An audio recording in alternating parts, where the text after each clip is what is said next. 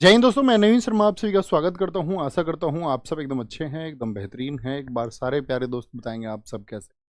उम्मीद करेंगे बढ़िया होंगे, शानदार होंगे, ज़बरदस्त होंगे।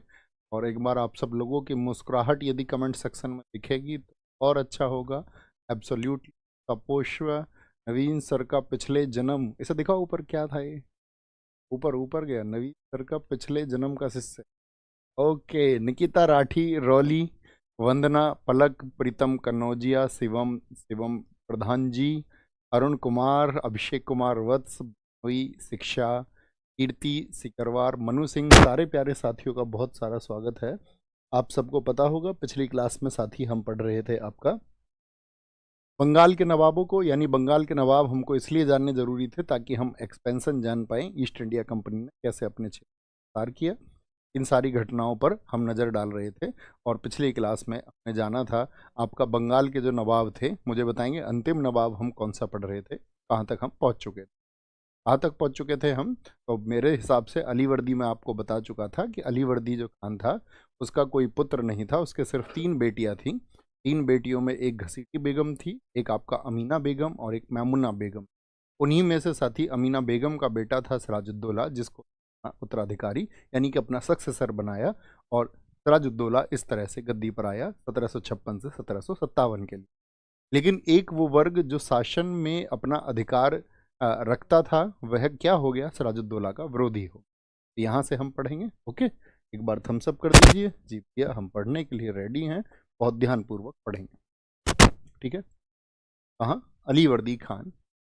अलीवर्दी खान हम आपको पढ़ा चुके थे। अलीवर्दी बहुत सतर्क आदमी था, अलीवर्दी खान। और अलीवर्दी खान के बाद में जो उत्तराधिकारी बना था, ये 1740 1756 था। इसके बाद में बना था आपका सिराजुद्दौला। सिराजुद्दौला सिराजुद्दौला 1756 से लेकर के 1756 से लेकर 1756 से लेकर के 57 तक, 1756 से 57। अगर मैं आपसे पूछूं सिर्फ एक बात, जैसे रीजनिंग में भी आप पढ़ते हो रिलेशन को, मुझे बताइए कि सिराजुद्दौला का अलीवर्दी खान के साथ में क्या संबंध था। या पूछें अलीवर्दी खान सिराजुद्दौला का क्या लगता था, तो आप कहेंगे अलीवर्दी खान सिराजुद्दौला का नौना, आपका नाना था। और उस नाना ने इसको बहुत सारी चीज़ें सिखाई, बहुत सारी सीख दी। उन सबको हमको समझना है। हम सबको पता है सिराजुद्दौला के विपक्ष में घसीटी बेगम हो गई थी, राय दुर्लभ हो गया था, उस समय के सेठ इसके विरोध में थे। इसकी एक मौसी का लड़का, मैमुना बेगम का लड़का शौकतगंज इसके विरोध में हो गया था। अलीवर्दी खान का जो आपका जीजा था मीर जाफर, उसको भी साथी मीर बख्शी के पद से इसने हटा दिया था, तो वह भी विरोध में हो गया था। तो इसके खिलाफ में एक अपोजिशन था। पुरानी एक घटना पर विचार डालेंगे और पुरानी घटना क्या होगी वो देखना है। इन दिनों की स्थिति क्या थी 1756 की भारत की, ये बताइए। मैंने आपको बताया था अंग्रेज और फ्रांसीसियों के बीच में कितने कर्नाटक युद्ध हुए। कर्नाटक युद्ध हुआ, जिसमें पहला हुआ 1746 से 1748 और दूसरा हुआ था 1749 से 1754 और तीसरा हुआ था 1756 से 1763। तो जिस समय पर आपका सिराजुद्दौला गद्दी पर बैठा, तो क्या ये वही समय है जब आपका अंग्रेज और फ्रांसीसियों के बीच कर्नाटक में संघर्ष चल रहा था। तो आप कहेंगे हाँ जी ये वही समय है। तो इस समय को देखते हुए, इस समय को देखते हुए हमको बहुत सारी चीज़ें चल रहा था। इस समय तीसरा कर्नाटक युद्ध शुरू हो चुका था। तीसरा कर्नाटक युद्ध, थर्ड कर्नाटक वॉर। इस समय तीसरा कर्नाटक युद्ध, शॉर्ट पॉइंट लिखा करो, बहुत छोटे से बिंदु में लिखा करो। तीसरा कर्नाटक युद्ध था। एक क्या है, इसके जो नाना थे, नाना कौन है, अलीवर्दी खान। नाना अलीवर्दी खान की नसीहत को थी, ये पॉइंट भी हमको देखना है, इससे कई बार एग्जाम में क्वेश्चन पूछे। नाना अलीवर्दी खान की नसीहत, उस नाना ने अपने इस, अगर मैं पूछूं दोहित्र या देवता जिसको हम कहते हैं, बेटी के पुत्र को, तो सिराजुद्दौला को सीख दी और शिक्षा दी। उसने कहा कि ये जो यूरोपियन है ना, ये मधुमक्खी हैं, अगर इनको छेड़ेंगे तो ये काटेंगे, अगर आप इनको नहीं छेड़ेंगे तो ये आपको शहद देंगे। बात समझ गई। ये किसका स्टेटमेंट था, अलीवर्दी खान का। क्या स्टेटमेंट था, इसने यूरोपियों की तुलना मधुमक्खी से की। कौन सा बंगाल का नवाब था ने यूरोपियों की तुलना तुलना मधुमक्खी से की, मधुमक्खियों से, कंपैरिजन ऑफ बीज विद यूरोपियंस, मधुमक्खियों से की कि भाई इनको ना छेड़ा जाए। भाई ऐसे मधुमक्खी का सिद्धांत, आप उसको नहीं छेड़ोगे तो शहद देगी, और अगर छेड़ दोगे जाकर तो काट लेगी। ठीक है भैया, आवाज में आज दिक्कत है थोड़ी सी, एक बार थम्स अप करके बताएं क्या आवाज में कोई दिक्कत है। और थोड़ा बहुत तुम एडजस्ट किया करो। पिछली बार मैंने देखा जब हमारी फ्राइडे में क्लास थी, कई साथियों ने बाद में भी लिखा कि जी क्लास को पूरा किया जा सकता था, लेकिन कुछ बच्चे आपका जो है वो शरारती तत्व होते हैं और लगातार लिखते रहते हैं उसको, तो ऐसा ना किया करो प्लीज़।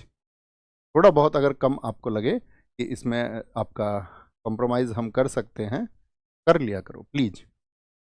ठीक है, तो यूरोपियन से तुलना की तो उसने एक नसीहत दी कि भाई इन यूरोपियन से बच के रहना है। तीसरी चीज़ क्या थी? शौकतगंज। देखिए अपने नोट्स में शौकतगंज कौन था, बताइए शौकतगंज कौन था। तो शौकतगंज इसकी मौसी का लड़का है।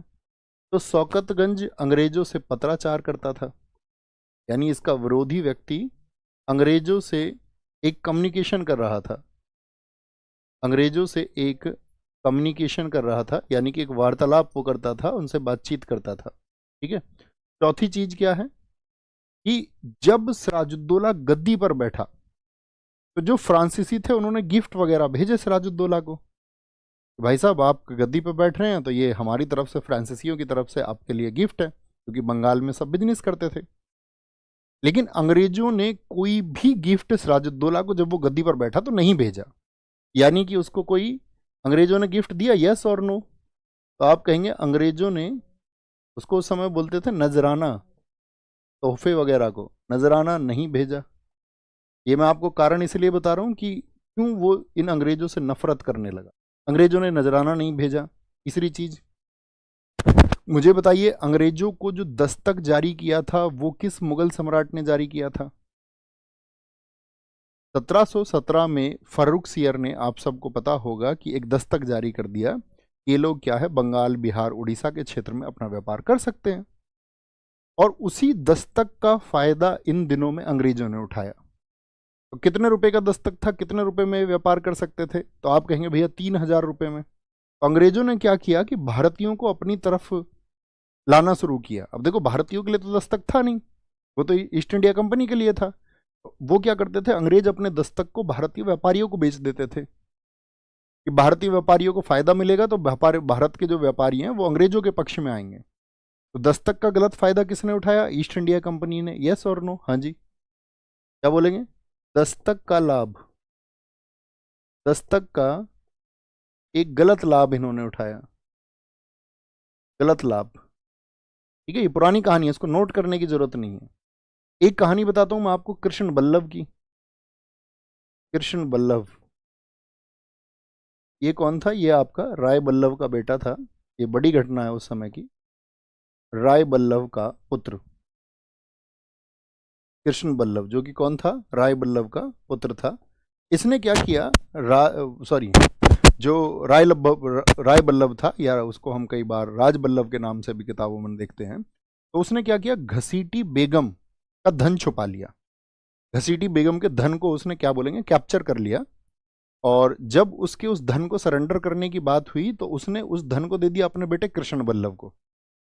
अब कृष्ण बल्लभ के पास जो पैसा था उसके लिए भी बंगाल के नवाब सिराजुद्दौला ने कहा कि भाई इस पैसे को वापस पहुंचाओ, लेकिन वो पहुंच गया अंग्रेजों के संरक्षण में। तो कहां भाग गया पैसे को लेकर के? घसीटी बेगम के पैसे को लेकर के कृष्ण बल्लभ, ये चला गया अंग्रेजों के संरक्षण में। इसके पैटर्नेज में चला गया, अंग्रेजों के संरक्षण में ये चला गया। इसने कहा नहीं देंगे पैसा। अब सिराजुद्दौला ने अंग्रेजों से कहा कि भाई इससे बोलो पैसा वापस दे। तो अपना एक प्रतिनिधि भेजा, नारायण सिंह, सिराजुद्दौला ने, कि भाई जाकर के अंग्रेज अधिकारियों से बात करो कि ये जो आदमी है गलत तरीके से पैसे को लेकर के आया है और तुम्हारा संरक्षण गलत तरीके से प्राप्त कर रहा है, तो इसको वापस सौंप दो। लेकिन नारायण सिंह जो रिप्रेजेंटेटिव बन के गया था उसकी बहुत बेइज्जती हुई। इतनी बेइज्जती हुई कि सिराजुद्दौला को बहुत गुस्सा आया कि भाई इन अंग्रेजों का तो कुछ करना पड़ेगा। ठीक है, अच्छा एक अगली चीज क्या है, एक और मुख्य बिंदु की अगर हम बात करें आपका, इस समय पर क्या था, मुझे पहले मेरे क्वेश्चन रहेगा आप सब लोगों से कि बंगाल में अंग्रेज और फ्रांसीसी अपना व्यापार कर रहे थे, अपनी फैक्ट्रियां यहाँ स्थापित कर रहे थे, हाँ या ना? इतना तो आप समझते हैं। तो जो अंग्रेजों ने फैक्ट्री बना रखी थी यहाँ पर बंगाल में, बंगाल में जितनी भी अंग्रेज फैक्ट्री थी, बंगाल में जितनी भी अंग्रेज फैक्ट्री थी, उनकी चल रही थी किलेबंदी। अंग्रेज फैक्ट्रियों की क्या कर रहे थे? अपनी किलेबंदी कर रहे थे। मतलब जहां पर ये अपना सामान रखते थे, तो जैसे यहाँ पर सामान रखते हैं तो इसके चारों ओर एक वॉल बना रहे थे, इसको बोलते हैं किलेबंदी करना, ऊंची ऊंची दीवारें बनाना। अब सिराजुद्दौला के पास मैसेज गया कि भाई ये ऊंची ऊंची दीवारें क्यों बना रहे हैं? तो उसने बोला कि भाई तुम सिराजुद्दौला के शासन में रह रहे हो, तुम लोग व्यापारी लोग हो, तुम्हें किस बात का भय है? तुम्हें कोई चिंता करने की जरूरत नहीं है सिराजुद्दौला के शासन में, तुम ये किलेबंदी मत करो। ये किलेबंदी उस समय पर फ्रांसीसी भी कर रहे थे। तो फ्रांसीसी और अंग्रेज दोनों को मैसेज गया, भाई साहब आप किट किट किट किट क्या करते रहते, ये बताओ, टाइम आउट कर रहे हो? बच्चों नहीं, आप जरूरत नहीं पड़नी चाहिए। आप सब लोग आप अपनी चीजों को रिपीट मत किया करो। आप रिपीट करेंगे आपको टाइम आउट करेंगे, cut cut cut cut cut cut होती रहती है, फिर एक डिस्टरबेंस बनता है।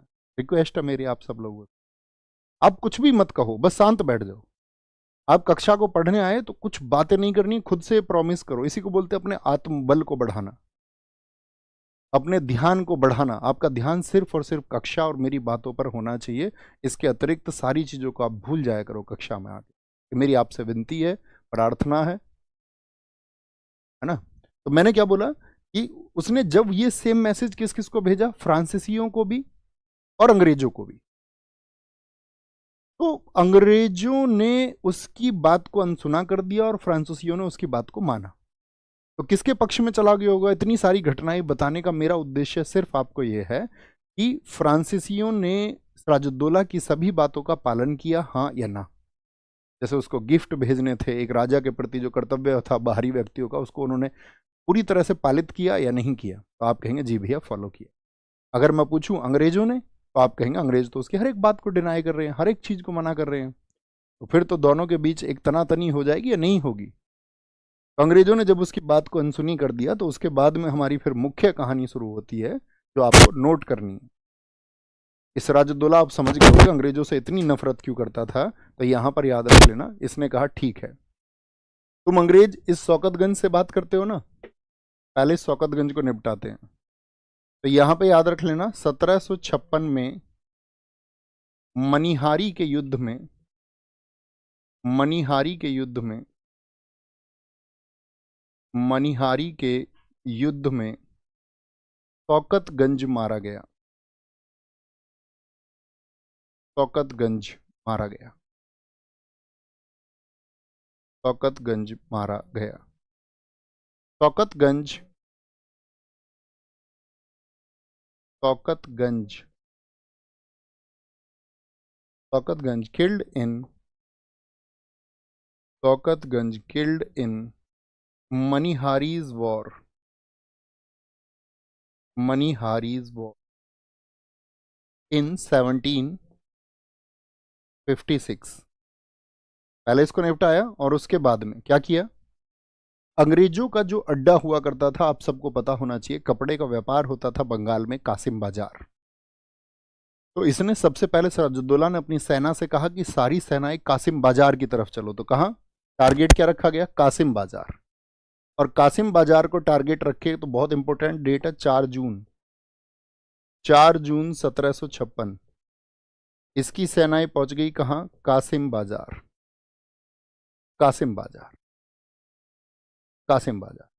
और वहां सेनाएं कुछ समय पर रुकी रहीं और 16 जून यहां पर इन्होंने किया कलकत्ता में जो ब्रिटिश फैक्ट्री थी उन पर अटैक, कलकत्ता पर अटैक। कलकत्ता पर आक्रमण किस डेट को हुआ? 16 जून को। अब यहां पर जितनी भी कलकत्ता में फैक्ट्री थी या हेडक्वार्टर्स थे अंग्रेजों के, उन सब का गवर्नर हुआ करता था अंग्रेज अधिकारी ड्रैक। ड्रैक ड्रैक ने बोला सबको भैया भाग चलो यहां से, सिराजुद्दौला पागल हो चुका है। तो सारे के सारे कहां भाग जाते थे जब अंग्रेजों को जरूरत होती थी? बंगाल में फुल्टा द्वीप। कौन सा आइलैंड पर चले जाते थे? लिखिए एक बार, फुल्टा। तो ये सारे अपने लोगों को लेकर के फुल्टा द्वीप पर भाग गया।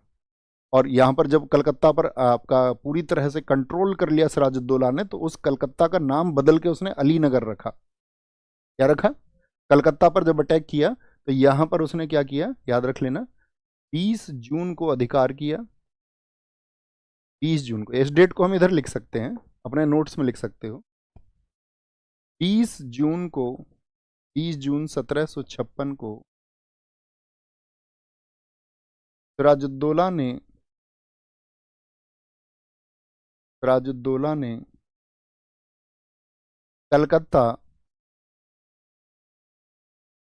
कलकत्ता अंग्रेजों से छीन लिया। अंग्रेजों से छीन लिया। क्या लिख लें, Siraj captured the Calcutta, Siraj captured the Calcutta in 1756। Date आप सबको पता ही होगी, ठीक है। और कलकत्ता का नाम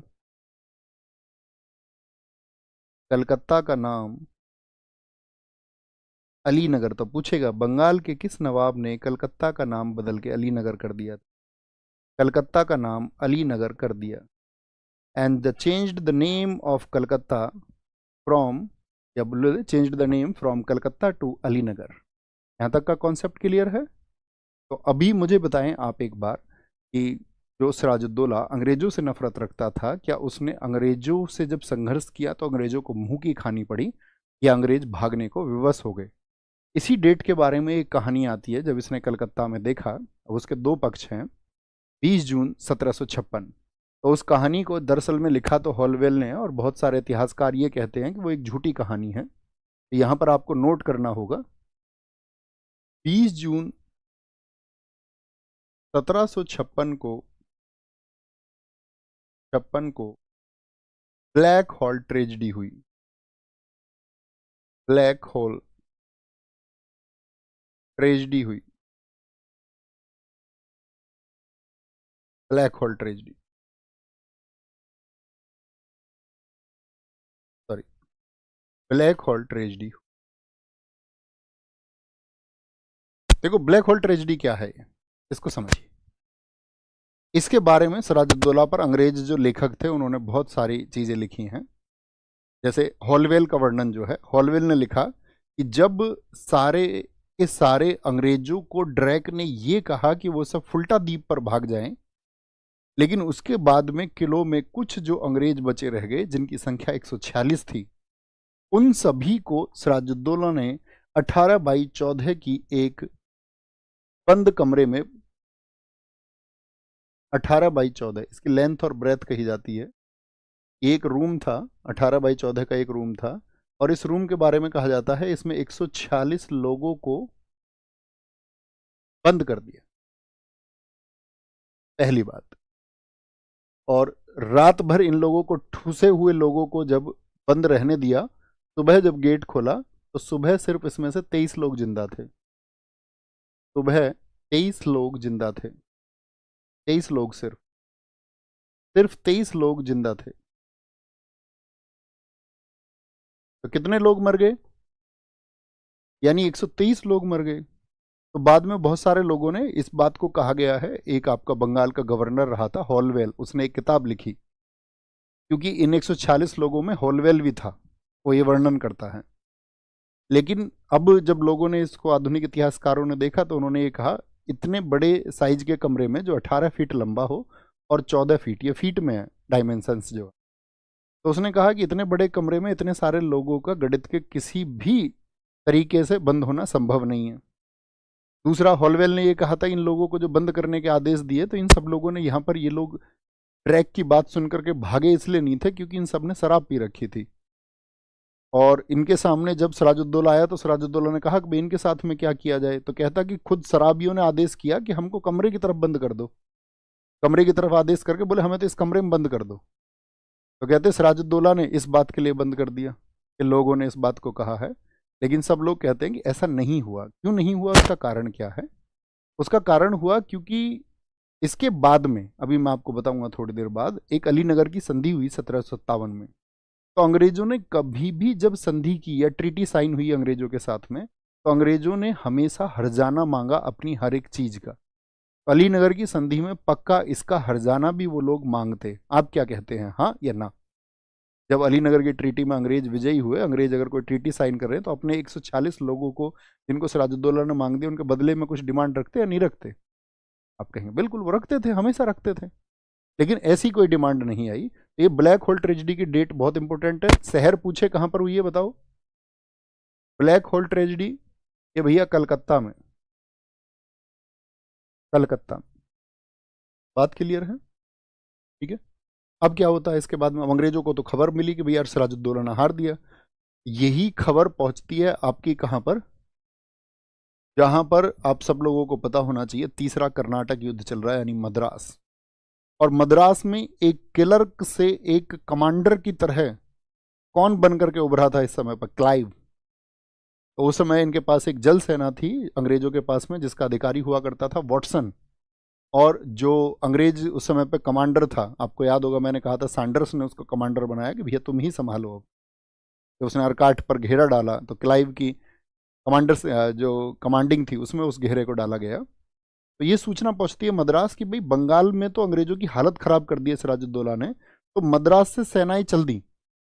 कुछ समय बाद जैसी खबर पहुंची तो उधर वो लड़ ही रहे थे, लेकिन कुछ सेनाएं उसने क्लाइव के नेतृत्व में इधर भेजी और वॉटसन के नेतृत्व में। तो ये लोग इधर आए दिसंबर में, इस साल के एंड में, वहां से कर्नाटक से वहां की चीजों को थोड़ा सा हैंडल करके। और जैसे ही ये आए तो फिर यहाँ पर जनवरी में एक आपका अटैक हुआ उन्होंने, और 2 जनवरी को अंग्रेजों की सेनाओं ने अगले वर्ष 1757 में पूरे कलकत्ता को कैप्चर कर लिया। इस डेट में जरा लिखिए डेट, 2 जनवरी 1757 को मद्रास से पहुंची अंग्रेज सेनाओं ने सिराजुद्दौला को हरा दिया। और सिराजुद्दौला तो इस समय मजबूर हो गया। तो सिराजुद्दौला और अंग्रेजों के बीच में एक संधि हुई, वो हमको लिखनी है, लिखेंगे। क्या बोलेंगे यहाँ पे? एक डेट हम लिख सकते हैं। क्या डेट मैंने आपको बताई? 2 जनवरी 2 जनवरी 1757 को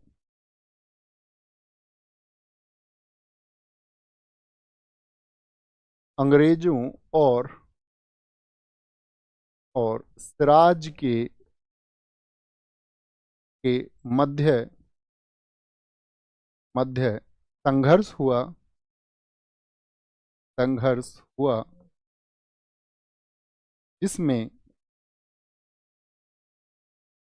जिसमें अंग्रेजों की जीत हुई। अंग्रेजों की जीत हुई। There was a conflict between East India Company and Siraj.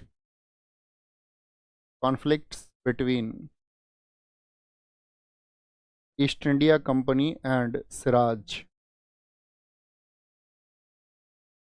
इतना लिख लीजिए। After that the conclusion was there was a defeat of Sirajuddaulah's army. Sirajuddaulah की सेना की जिस पराजय हुई, तो सिराजुद्दौला घुटने पर आ गया। और सिराजुद्दौला ने यहाँ पर क्या किया, याद रख लेना, 9 फरवरी 1757 को अलीनगर की संधि हस्ताक्षरित हुई। अलीनगर किसका नाम बदला गया था, किस शहर का? यहाँ पे लिख लेना, अलीनगर की संधि हुई। अलीनगर की संधि हुई। Science A treaty of Alinagar on 9th of February 1757। देखो इसमें क्या था आपका, एक तो अब तक अंग्रेजों को जितना भी नुकसान हुआ उस सब का कंपनसेशन तुमको देना पड़ेगा। इसका कंपनसेशन देना पड़ेगा। इस संधि में क्या चीजें हुई कि एक तो सिराजुद्दौला जो देगा, अब तक का जो संघर्ष हुआ है उसकी क्षतिपूर्ति देगा, कंपनसेशन देगा, जो भी अंग्रेजों को नुकसान हुआ उसका पैसा देगा। सिराजुद्दौला ने कह दिया ठीक है। साथ में दूसरी बात की गई कि भाई तुम जो हम पर रोक लगा रहे थे, कोर्टयार्ड्स पर, हमारे किलेबंदी पर जो रोक थी, वो अब हम कर सकते हैं। अब अंग्रेज बंगाल में अपने सिक्के भी ढालेंगे, अपनी खुद की करेंसी भी चलाएंगे, सिक्के भी ढालेंगे। तो अलीनगर की संधि हुई यहाँ पर। अच्छा, कभी आपने कॉइन्स के ऊपर स्टडी किया है? मैंने एक बार और कहा था आपसे शायद पॉलिटी की क्लास में, अगर आपको ध्यान हो तो, कि भारत में जो मुद्रा लाई गई, करेंसी लाई गई, उसके पीछे क्या उद्देश्य था ईस्ट इंडिया कंपनी का? या कुछ लोगों ने, मैंने आपसे कई महीने पहले बोला था, 3-4 महीने पहले कुछ टास्क दिए थे मैंने आपको कि आपको इनको जानना होगा। ओके, तो ये सारी चीजें हुई। अब देखो, बहुत ज्यादा प्रेशराइज अंग्रेजों ने नहीं किया यहाँ पर सिराजुद्दौला को। क्यों? क्योंकि मुझे बताओ, अंग्रेज इस समय पर साउथ में कहाँ पर बिजी हैं? क्योंकि उनको वापस भी जाना था। वापस जाना था कहाँ के लिए? आपका कर्नाटिक वॉर के लिए। तो उनको डर ये था कि कहीं ऐसा ना हो कि यार सिराजुद्दौला के पास एक आर्मी है और हम सिराजुद्दौला को ज़्यादा प्रेशराइज करेंगे, अगर उसका ज़्यादा दमन हमने किया तो कहीं ये सिराजुद्दौला खुले तौर पर फ्रांसीसियों के साथ ना चला जाए। तो उसके लिए उन्होंने स्पेस रखा कि भाई इतना दमन भी ना हो। प्लस में सिराजुद्दौला भी इस संधि में, आपका बहुत बड़ा वॉर नहीं हुआ था यहाँ पर, सिराजुद्दौला भी इस संधि के लिए क्यों तैयार हो गया था? क्योंकि ये वो समय है जब उत्तर भारत में अहमद शाह अब्दाली के आक्रमण हो रहे थे। भाई जैसे 1761 में पानीपत का तृतीय युद्ध हुआ था, तो वो आपका अहमद शाह अब्दाली का 8वां अभियान था। उससे पहले 7 बार वो भारत आया था। तो अहमद शाह अब्दाली उत्तर में आक्रमण करता रहता था, मुगलों पर भी खतरा रहता था, बंगाल बिहार पर भी खतरा रहता था, तो कहीं अहमद शाह अब्दाली इस इलाके में ना आ जाए। तो उसका ध्यान भी उस समय उस पर था, तो उन्होंने एक छोटी सी ट्रीटी साइन कर ली कि ठीक है, हम अभी आपस में संधि कर लेते। ओके, तो ये अलीनगर की संधि हुई, इस बात में कोई दिक्कत, कोई परेशानी? अब मैंने आपको बताया था कि अगर आपको ध्यान हो कि फ्रांसीसियों से चंद्रनगर ईस्ट इंडिया कंपनी ने छीन लिया था 1757 में। तो 1757 में जब फ्रांसीसियों से चंद्रनगर छीना गया, तो फ्रांसीसियों की थोड़ी सी मदद कर दी आपका सिराजुद्दौला ने। मतलब खुले तौर पर नहीं की, जो अंग्रेजों को भय था कि वो कहीं खुले तौर पर मदद ना कर दे, वो नहीं की उसने, लेकिन थोड़े से कहते हैं थोड़े बहुत सैनिक उसने भेजे। अब अंग्रेजों को यही मौका मिल गया कि तुमने तो इस ट्रीटी को ब्रीच कर दिया है, यानी कि तुमने इस संधि का उल्लंघन कर दिया है, और सिराजुद्दौला के खिलाफ उन्होंने एक युद्ध की घोषणा कर दी, जिस युद्ध को हम कहते हैं प्लासी का युद्ध। एक बार थम्स अप करके मुझे ये बताएं कि क्या प्लासी के युद्ध की जो बैक एंड की जर्नी है, कि क्यों हालात बने प्लासी की संधि के, प्लासी के युद्ध के, तो वो सब आप सब लोगों को क्लियर है, बताएं। तो क्या आरोप लगाया सिराजुद्दौला पर कि भाई तुम फ्रांसीसियों की मदद कर रहे हो, और फ्रांसीसियों की मदद कर रहे हो, इसी आधार पर अब एक युद्ध होगा। क्या होगा? जिसको हम बोलेंगे आपका प्लासी का युद्ध, बैटल ऑफ प्लासी।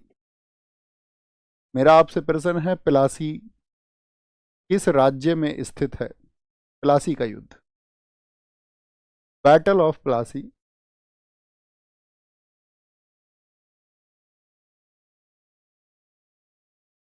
ये हुआ था भाई साहब आपका 23 जून 1757 को।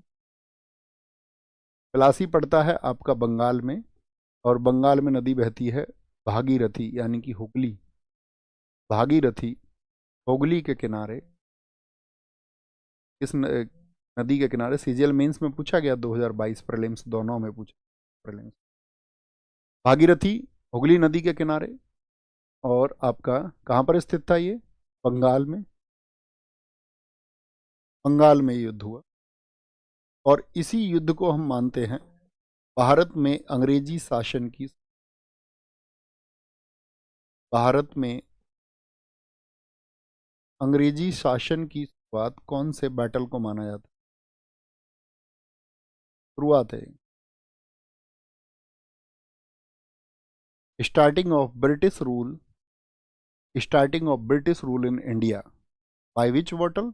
आप कहेंगे बाय विच बैटल, तो आप कहेंगे प्लासी के बैटल की वजह से अंग्रेजों को अपने पैर जमाने के लिए एक रास्ता मिला। कौन कौन से दो लोग हैं इसमें? तो एक तरफ मैंने बताया आपको, एक तरफ तो है इसमें सिराजुद्दौला, सिराजुद्दौला की सेनाएं, उस पर आरोप लगा ही दिया है कि भाई तुम तो फ्रांसीसियों के साथ हो। Sirajuddaulah versus East India Company. अब मेरा आपसे क्वेश्चन ये रहेगा कि इधर जो आपका ईस्ट इंडिया कंपनी थी, उसका कमांडर कौन था? कौन बता सकता है? ईस्ट इंडिया कंपनी, तो आप कहेंगे ईस्ट इंडिया कंपनी की तरफ से जो नेतृत्व कर रहा था वह था आपका क्लाइव। क्लाइव की वजह से अंग्रेजी शासन कामयाब हुआ है। लीडरशिप किसकी थी? क्लाइव की। और 3,000 की सेना थी इनकी, कुल 3,000 की सेना। सिराजुद्दौला की तरफ से जो नेतृत्व कर रहे थे वो कौन लोग थे? नेतृत्व करने वाले कौन लोग थे? सिराज की तरफ से जो लीडरशिप थी वो थी, एक तो खुद सिराज था युद्ध के मैदान में, सिराजुद्दौला। एक इसके नाना का जो जीजा था, क्या नाम है उसका? मीर जाफर, मीर जाफर। और तीसरा व्यक्ति जो यहाँ पर था, सेनापति राय दुर्लभ। इन सब के पास थी आपका जो सेना थी वो थी 50 के, 50,000 की सेना, 50,000 की। अब 50,000 की सेना को 3,000 की सेना तो हरा नहीं सकती। क्लाइव बहुत मतलब कूटनीतिक व्यक्ति था, तो क्लाइव ने क्या बोला कि ठीक है, इसके लिए पहले देखो जब हम कल सिराजुद्दौला से लड़ेंगे तो कौन कौन सी दिक्कतें होंगी। उन्होंने कहा भैया सबको बताया गया, ग्राउंड मैप बताया गया, उसको समझना थोड़ा बारीक। तो उन्होंने कहा कि भाई ग्राउंड मैप क्या है? तो ग्राउंड मैप ये था कि सिराज के विद्रोही बने हुए थे इस समय पर हिंदू। सिराज के विद्रोही कौन बने हुए थे? वो हिंदू बने हुए थे। क्यों जी? क्योंकि मैंने कहा जो सेठ वर्ग था वो नाराज था इनसे, और अंग्रेजों ने क्या चाल चली थी कि अपने दस्तक का फायदा किसको उठाने देते थे? भारतीयों को, अपने दस्तक को बेच देते थे इंडियन जो साथी आपका बिजनेसमैन थे। अब उन भारतीयों को जब फायदा होता था तो सिराजुद्दौला ने उन पे जो है आपका रोक लगाई कि भाई इस तरह के दस्तक का दुरुपयोग ना हो। तो उससे क्या हुआ, भारतीय व्यापारी वर्ग या सेठ वर्ग जो है वो सिराजुद्दौला खिलाफ हुए। स्थिति एक तो ये थी। दूसरी स्थिति क्या थी? ईस्ट इंडिया कंपनी इसके खिलाफ है, ये तो सब जानते हैं। जो ये मीर जाफर नाम लिखा हुआ, मीर जाफर, मीर जाफर ये अली वर्दी खान का जीजा था, और अली वर्दी के समय पर इस पर पोस्ट हुआ करती थी आपका मीर बख्शी, यानी कि सुप्रीम कमांडर, आर्मीज सुप्रीम कमांडर। जो सिराजुद्दौला की सेना है उसका सबसे बड़ा जो सेनापति है वो ये हुआ करता था, लेकिन इससे मीर बख्शी का पद छीन लिया गया। और मीर बख्शी का पद जब इससे छीन लिया गया तो ये इस बात से भी लेकर के खिलाफत था। और तीसरा, इसका जो व्यक्तित्व है वो बहुत लालची व्यक्ति था। ये खुद भी सोचता था कि मैं बंगाल का नवाब मैं क्यों नहीं हो सकता। और इन्हीं घटनाओं का फायदा उठाया क्लाइव ने। क्लाइव ने क्या किया? क्लाइव ने मीर जाफर से बातचीत की। उन्होंने कहा भैया चलो ठीक है, तुम एक बात बताओ चाचा, तुम बंगाल का नवाब बनना चाहते हो? ने कहा ऑफ कोर्स हम बनना चाहते हैं, कौन नहीं बनना चाहेगा। उन्होंने कहा ठीक है, तो तुम बंगाल का नवाब बनना चाहते हो तो कुछ शर्तें हैं वो माननी पड़ेंगी। बोला हम क्यों मानेंगे ये तुम्हारी शर्त? बोले तुम्हें बंगाल का नवाब बनाएंगे। हाँ तो मान लेंगे। बंगाल के नवाब बनने के लिए कोई भी शर्त है वो मंजूर है। तो उन्होंने क्या किया उससे कहा, एक तो उन्होंने कहा भैया अगर हम तुमको बंगाल का नवाब बना दें तो तुम 1 करोड़ रुपया ईस्ट इंडिया कंपनी को दोगे। किसको? ईस्ट इंडिया कंपनी को दोगे। बोला मंजूर है, थोड़े बहुत और फालतू चाहिए तो वो भी दे देंगे, पहली शर्त। दूसरी शर्त, जितने भी यहाँ पर यूरोपीय व्यापारी काम कर रहे हैं ईस्ट इंडिया कंपनी के अलावा, उन लोग जो हैं 50 लाख जो बाकी यूरोपीय व्यक्ति हैं, काउंसिल वगैरह के लोग हैं, उन सबको दोगे। बोला ठीक है मंजूर। अच्छा, जो भारतीय व्यापारी नाराज हैं अभी तक वो हमारे साथी हैं, 20 लाख हिंदू व्यापारियों को दोगे, यानी कि भारतीय व्यापारियों को दोगे, भारतीय व्यापारियों को। मैंने कहा ठीक है ये भी मंजूर है, और बताओ। बोले और बताओ नहीं, ये साथ तुम्हारा दबी देंगे जब तुम्हें मंजूर होगा, और साथ में अभी हम सिराजुद्दौला से लड़ेंगे तो युद्ध का भी एक खर्चा होगा। बोला ठीक है ये भी मंजूर है। तो उसने सब कुछ मंजूर कर लिया। और इस मीर जाफर और क्लाइव इन दोनों की बातचीत करवाने वाला था सेठ अमीचंद। कौन है बिचौलिया? सेठ अमीचंद। अब सेठ अमीचंद ने बातें तो शुरू करवा दी, उसको इतनी डील मंजूर हो गई। बिचौलिया कौन है? मीडिएटर था, मीडिएटर, बिचौलिया था इन बातों को कराने वाला सेठ अमीचंद। बोला हम करेंगे बात मीर जाफर से, हमारे दरबार में लोग हैं, हम पे कोई शक भी नहीं करेगा। सेठ अमीचंद। अब जब इनकी बातें फाइनल प्रोसीडिंग की तरफ बढ़ गई तो सेठ अमीचंद ने देखो क्या किया। उसने बोला कि भैया देखो बात ऐसी है, तुम्हारी कुछ भी डील साइन हुई हो ना हुई हो, अब सारी बातें हमको पता है। हम अभी जा रहे हैं सिराजुद्दौला के पास में, और सिराजुद्दौला को जाकर के मैं सारी बात बताऊंगा। उसे पकड़ लिया एकदम से, उसकी धोती पकड़ ली। सर भाई तू क्या करता है यार, कमाल, कहाँ जा रहा है? बोला नहीं सारी बातें मेरे साथ। बोले तूने ही तो करवाई हैं। तो बोला उस बात से क्या मतलब है, मैं भी सिराजुद्दौला को बताऊंगा जाकर के ये बात, तुम्हारा देखो फिर क्या हाल करता है वो। उन्होंने कहा भाई फिर तू मीटिंग ही क्यों करवा रहा था हमारी, हमारा बिचौलिया क्यों बना। उसने कहा ठीक है, मैं तुम्हारा बिचौलिया इसलिए बना कि तुम ऐसी बातें करो और बाद में मैं तुम्हारे ऊपर एक शर्त थोपूं कि जब तुम ये युद्ध जीत जाओगे, जब मीर जाफर बंगाल का नवाब बन जाएगा, तो जितना भी नवाब के पास में पैसा उसके अंदर मिलेगा वहां पर जाकर के उसके आवास पर, उसका 50% तुम मुझे दोगे और साथ में अलग से 30 लाख रुपए की एक गारंटी चाहिए मीर जाफर की तरफ से। उनका तो दिमाग एकदम से, यार ये क्या आदमी है, चालाकियां कर रहा है। तो फिर क्लाइव ने थोड़ा सोचा, क्लाइव चालाक आदमी है, क्लाइव ने सोचा थोड़ा सा यार चलो एक काम करते, तो क्लाइव ने 2 पेपर बनवा लिए, एक सफेद कागज जिस पर संधि ये लिख ली 30 लाख प्लस 50% वाली सही तरीके से ये मांग रहा है, और एक झूठा भी उसका तैयार करवा लिया लाल कागज पर जिस पर फर्जी साइन कर दिया, और बाद में इसको अमीचंद को कुछ नहीं दिया उन्होंने, फर्जी कागज दिखा दिया उसको बाद में, देखो ये वाला, इस पर तो कहीं साइन ही नहीं है, एक पे साइन करा ली एक पे नहीं कराई। तो ये हाल हुआ। तो कहने का मतलब है जब ये युद्ध हुआ तो ये जो मीर जाफर था ये तो बिक चुका था, तो इसीलिए मीर जाफर को बोलते क्लाइव का गीदड़। ठीक है, तो इसने क्या किया, जो 50,000 की सेना थी और ये राय दुर्लभ, ये दोनों बिक गए, दोनों के दोनों ने सेनाएं अपनी लगभग ये 20-20 हजार की सेना, 25-25 हजार की सेना को लीड कर रहे थे। तो सिराजुद्दौला को पता चल गया बीच युद्ध में ही, भैया जो तेरे साथी है ना वो तेरे साथ नहीं है। तो सिराजुद्दौला बीच युद्ध में से भाग गया यहाँ से, इसमें कुछ नहीं हुआ था, इधर से लगभग 40-50 लोग मरे थे और उधर से आपका 100-150 लोग मरे थे, कोई युद्ध ही नहीं है वैसे तरह का, इतनी बड़ी सेना जा रही थी। सिराजुद्दौला जब भाग गया तो उसके पीछे भागा मीर जाफर का बेटा जिसका नाम है मीरन, और उसने सिराजुद्दौला को ढूंढा और सिराजुद्दौला की गर्दन काट दी। तो मैं फाइनल रिजल्ट आपसे पूछूं, इसमें ईस्ट इंडिया कंपनी क्या हुई, जीत हुई, हाँ या ना, किसके नेतृत्व में। और जो बंगाल का नवाब इनके खिलाफ था सिराजुद्दौला, उसको मार दिया गया, और इन्होंने जो प्रॉमिस किया था मीर जाफर से उसको बंगाल का नवाब बनाया। तो अब मुझे बताइए बंगाल को आपका इस ईस्ट इंडिया कंपनी ने टेक ओवर कर लिया, हाँ या ना। आप कहेंगे हाँ जी। इसके बाद में क्या था, मीर जाफर, मीर जाफर, मीर जाफर बंगाल का नवाब बना। मुझे बताओ कौन से नंबर का नवाब बना है, ये तुम देखते रहना। मीर जाफर को इन लोगों ने 1757 में सिराजुद्दौला के बाद में गद्दी पर बिठाया और 1760 तक। सिराजुद्दौला ने इसने बहुत सारे, जो मीर जाफर की अगर हम बात करें, इसने बहुत सारे प्रॉमिस कर रखे थे। स्थिति ये आ गई कि ईस्ट इंडिया कंपनी ने इसको बिठाया, ये उनका पपेट है, कठपुतली है। स्थिति ये थी कि इसको अपने बर्तन तक बेचने पड़े ईस्ट इंडिया कंपनी को पैसा देने में। इसके सिर में दर्द रहने लगा। अंग्रेजों को इसने एक बार 72 लाख रुपए दिए, एक बार 16 लाख दिए, एक बार 15,99,000 रुपए दिए, यानी कि 16 लाख दिए। तो 72 प्लस 16 प्लस 16,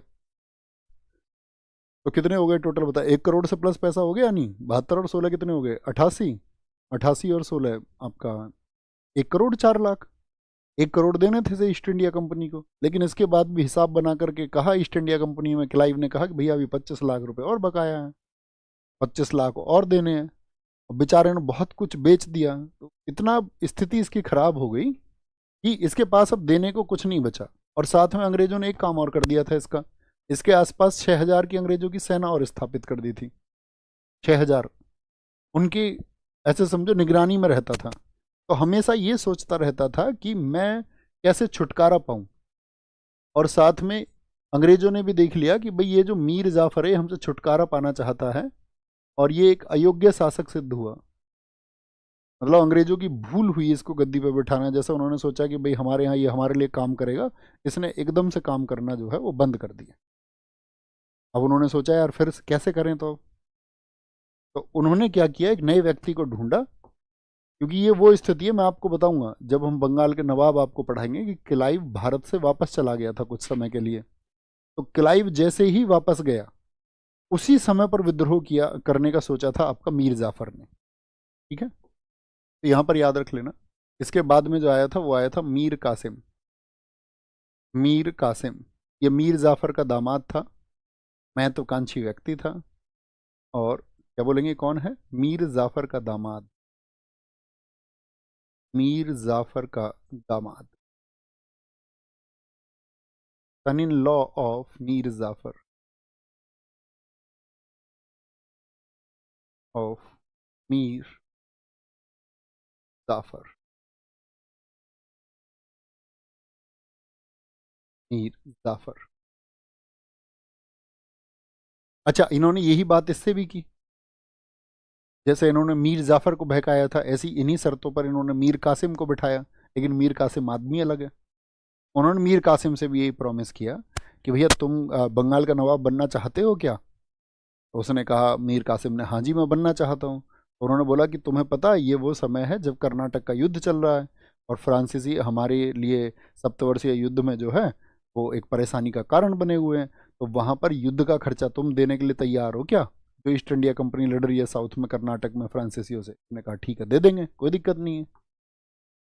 ठीक है, तो भविष्य में दे देंगे। इसको इसने बोला किससे, आपका क्या बोल रहा हूँ मैं आपसे, अंग्रेजों और अंग्रेजों और मीर कासिम के बीच की बात।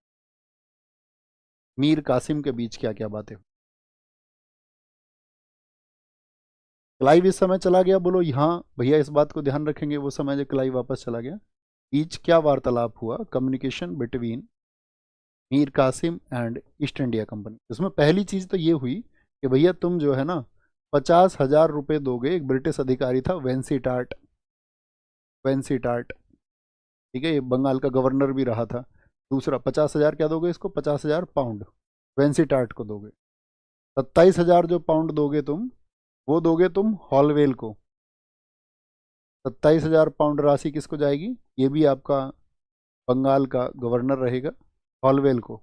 ये हम जब गवर्नर पढ़ाएंगे तब आपको पढ़ाएंगे। और इस समय पे काउंसिल में 4 सदस्य होते थे, तो साथ में कहा गया जो 25,000 पाउंड होंगे वो काउंसिल के बाकी 2 सदस्यों को। किसको, अन्य सदस्यों को भी, हम अन्य सदस्य ने कहा ठीक है दे देंगे। और उन्होंने कहा कि जो आपका मीर जाफर था, ये इस मीर जाफर पर 25 लाख रुपए बकाया रह गया था, हाँ या ना, क्या बोलेंगे? 25 लाख जो बकाया है वो भी तुम दोगे?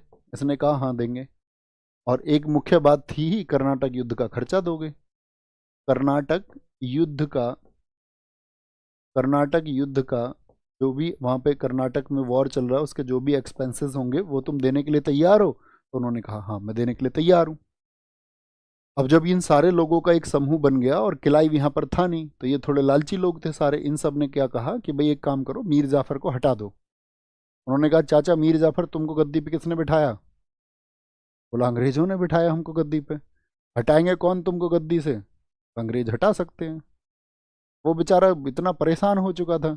बोले तो तुमको हटा देते हैं, और अभी तुम उठो यहाँ से और तुम अभी रहोगे कलकत्ता में। तुमको देंगे सिर्फ 15,000 रुपये पेंशन मासिक, मंथली। क्या मिलेगी? बोलो भी फटाफट से, बोले भी फटाफट से, बहुत बढ़िया। हाँ बिल्कुल ठीक है सचिन, एकदम बढ़िया, एकदम सही तरीके से। तो कहाँ भेजा? 15,000 की पेंशन दे करके इस मीर जाफर को अयोग्य सिद्ध हुआ, और इसको क्या कर दिया इन्होंने, हटा दिया। हटा दिया east India company, east India company ने। और क्या दिया इसको? इसको दी 15,000 मासिक की पेंशन। ये पेंशन दे देते थे कि कोई सिरदर्द ना बने, चुपचाप रहता रहे आराम से।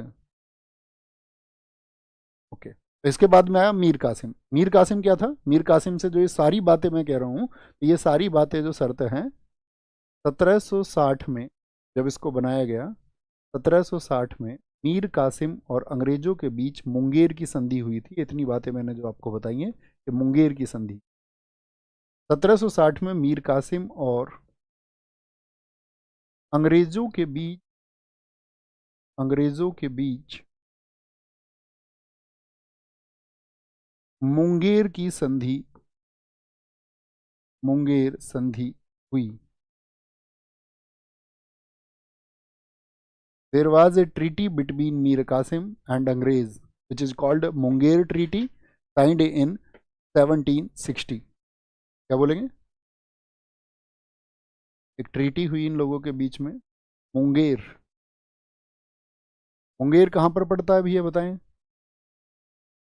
Signed between Mir Qasim and East India Company. अब इसको बैठा तो दिया इन्होंने।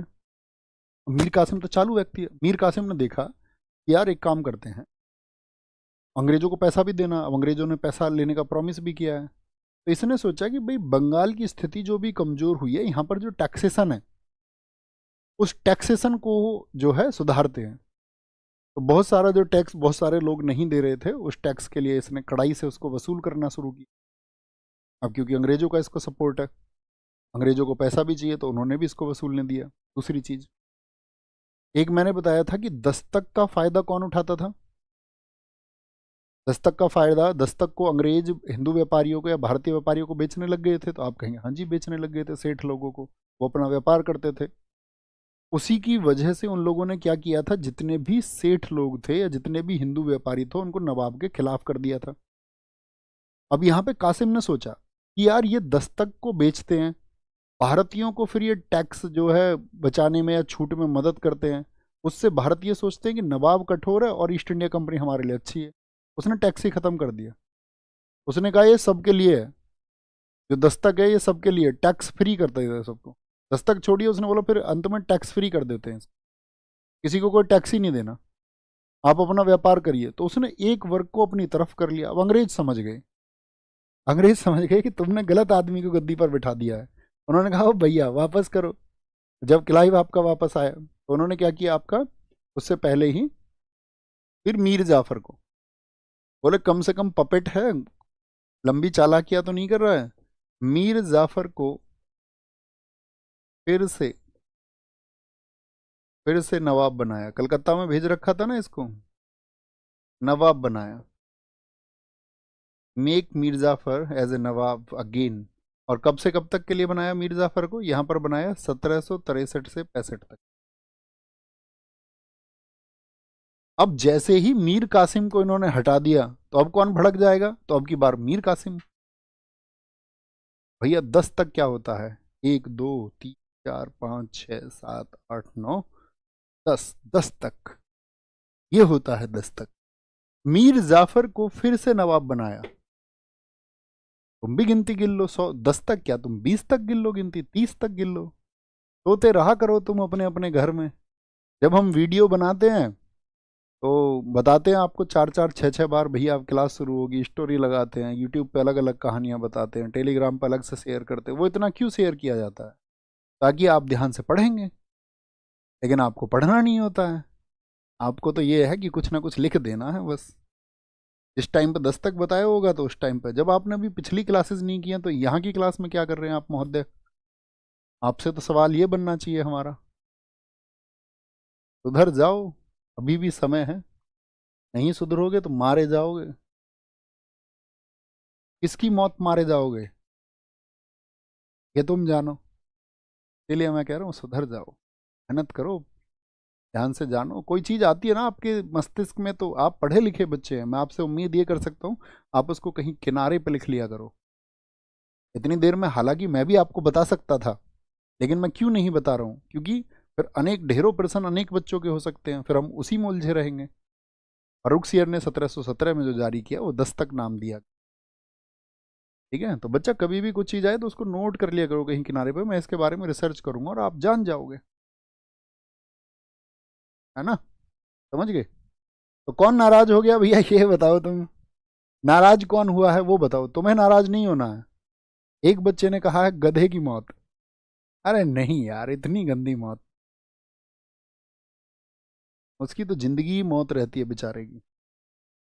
मौत मौत नहीं है उसकी, मौत तो मोक्ष है, उसकी मौत मुक्ति है, उसकी तो जिंदगी मौत है।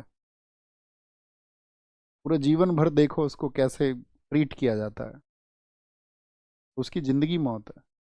और ऐसे समझिए तुम, जब हम कामयाब ना हुए, ऐसा नहीं कि सरकारी नौकरी लगेगी तभी कामयाब होंगे, अगर आप कामयाब नहीं हुए या वो स्किल डेवलप आपने नहीं की, मान के चलो सरकारी नौकरी लगने के लिए आपको जितना बेहतर स्टूडेंट होना चाहिए उतना नहीं हुए आप, या कॉम्पिटिटिव एग्जाम में आप पीछे रह गए, इसके अलावा अन्य कोई स्किल डेवलप करने की बात आई तो आप वो स्किल भी डेवलप नहीं कर पाए, सिर्फ आपने बातें बनाई, तो फिर वो जीवन डंकीज लाइफ हो जाएगा। वो जीवन ही मौत के समान हो जाता, संघर्ष के समान हो जाता।